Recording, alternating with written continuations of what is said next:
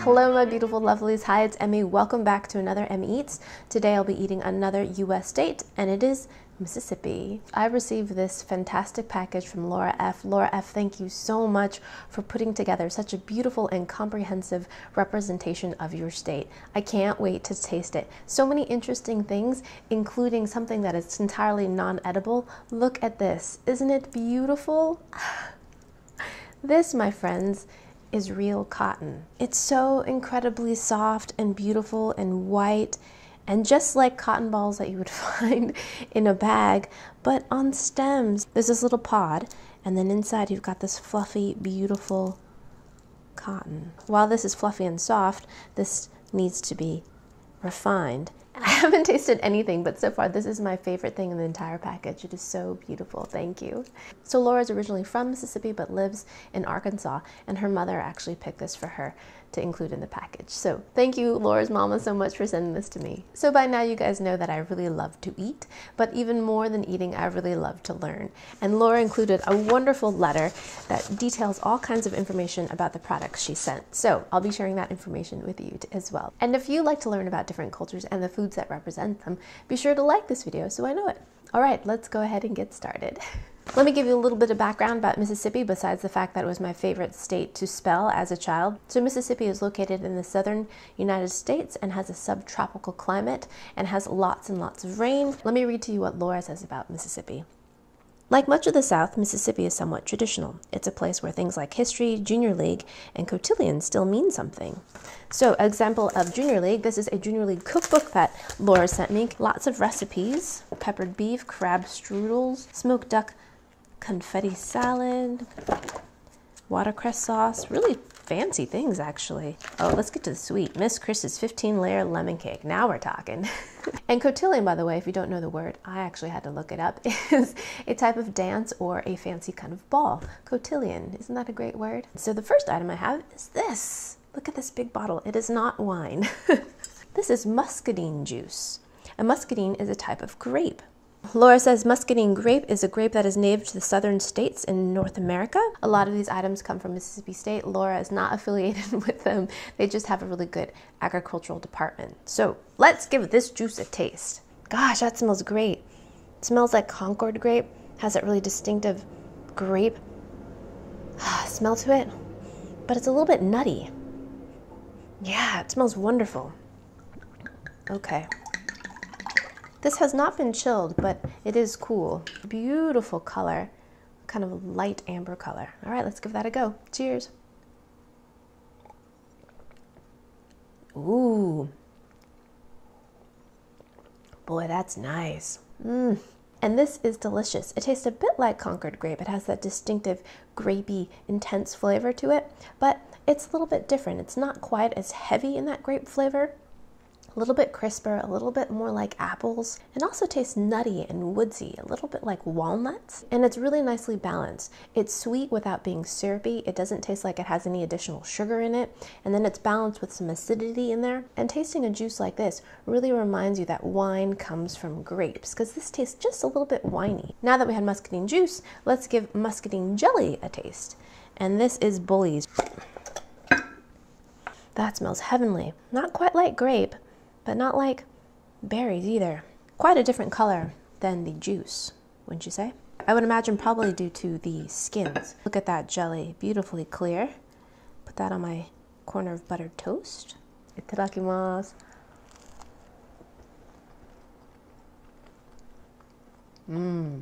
Tastes very similar to the muscadine juice, a little bit sweeter, and of course you've got this really great jellied texture, and it's just crystal clear transparency. Beautiful.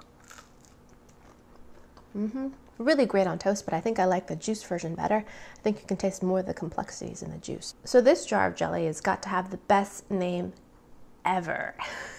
Scuppernong jelly. Isn't that a wonderful name? Scuppernong is a specific variety of the Muscadine grape, and it is actually quite hard to find. So you often find homemade versions of this. The scuppernong has a lighter color as opposed to the muscadine jelly. Ooh, so this one has virtually no scent to it. Let's try it by itself. Wow, has a nice little tangy finish, but the grape flavor is much more subtle than the Muscadine jellies. Nice, but just not as assertive. I'm gonna have a bite on toast. Scuppernong, scuppernong. I could just say that all day. Hey, scuppernong. Love it. I have one more jelly, and it's this one, and it's the Mayhaw Jelly. Look at that. Have you ever heard of a Mayhaw? I have never heard of a Mayhaw. Laura says the Mayhaw berry grows in swamps and in bogs and does well in Mississippi due to the frequent rains. Look at that beautiful color, though. Isn't that gorgeous? Oh, it's so pretty. All right, here we go. Ooh. Wow. That's very interesting. It's initially tart and then sweet, and then, call me crazy, but it almost tastes kind of oniony. Am I bonkers? Yeah, it almost tastes savory. It's good, it's just not like anything I've ever had. And it also reminds me a little bit of lingonberry as well. Nice. The last thing I have from Mississippi State University is Sourwood Honey. Yes. As some of you may know, if you follow me on social media, I am going to be keeping bees. I can't wait. They're arriving in a couple weeks. Let's get back to our Sourwood Honey. And let's see. Oh yeah, look at that. Oh, that's beautiful. Honey is such a gift, and all of you know that honey comes from nectar that is collected by bees. But did you know that the bees collect the nectar from the flower, bring it to the hive, and then they regurgitate from their nectar stores, and in that process they add enzymes to the nectar. Once some of the water has evaporated from the nectar, it has become honey. So those enzymes are part of the reason why honey never goes bad. Cool, cool, cool.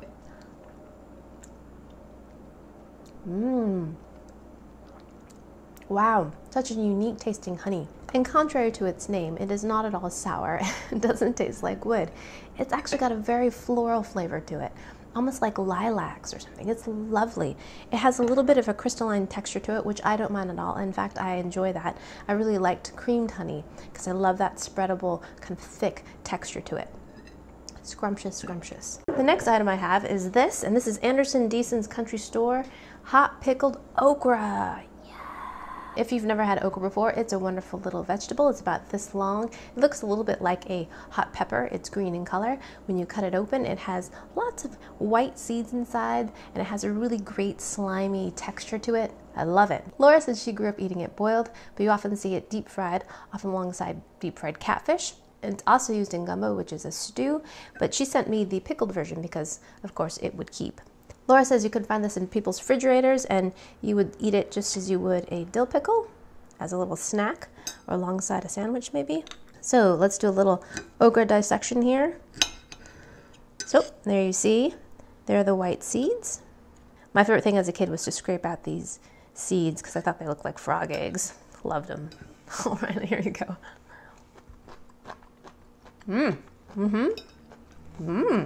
Quite salty.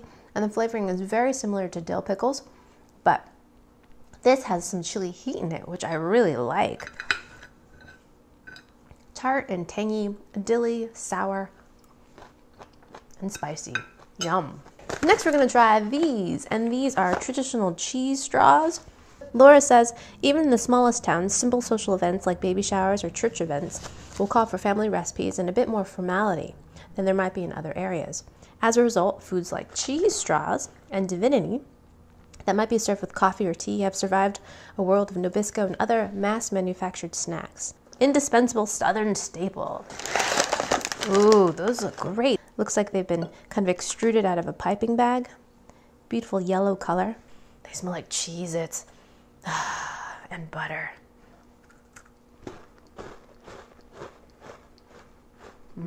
The texture is quite different than a Cheez-It or a typical cracker, more like shortbread, crumbly and rich, and the cheese flavor kind of grows as you eat it. With each little chew, it gets cheesier and richer. Delicious.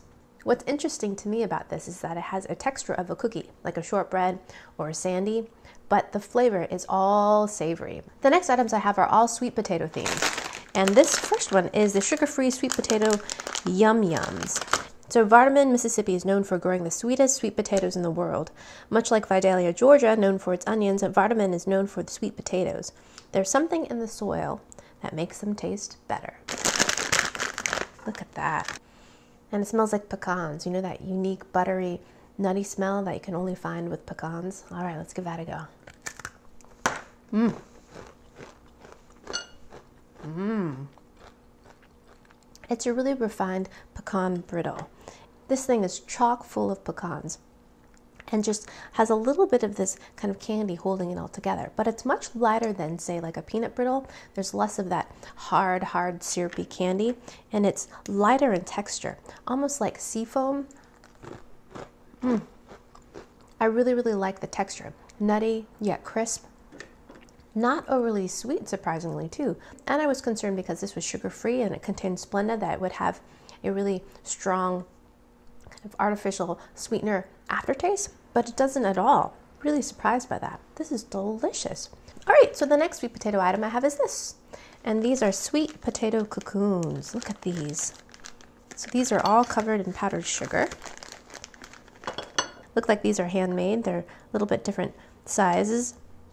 Let's cut one. Ooh, look at that. So they're crunchy. It looks like it's more like a cookie. All right, let's give that a go. And those are delightful. The texture is cookie-like, but the all-around kind of flavor reminds me of powdered sugar donuts. There's a little bit of nutmeg, I think, maybe in there. And it's actually not too sweet. All the sweetness actually comes from the powdered sugar on the outside. Delightful.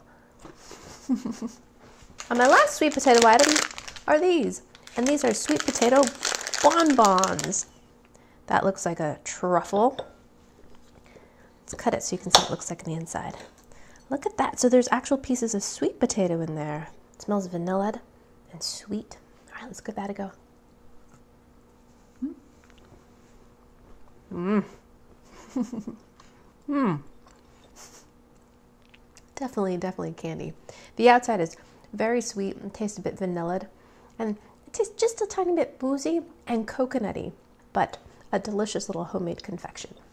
So Laura also says it's worth mentioning that Mississippi's food and other cultural pieces like architecture and given names often reflect a Cajun French influence. Gumbo, crawfish, and Dewey sausage are also many common sights in Mississippi. Wowzers, this package was just wonderful. Laura, thank you so much for sending this package to me and teaching us so much about Mississippi, your beautiful state, and I hope to do a more in-depth tour of the South sometime soon. All right, thank you guys so much for watching. I hope you guys enjoyed that. I hope you guys learned something. Let me know in the comments below if you've ever had scuppernong jelly before. And yeah, follow me on social media, share this video with your friends, and I shall see you in my next video. Toodaloo, take care, bye.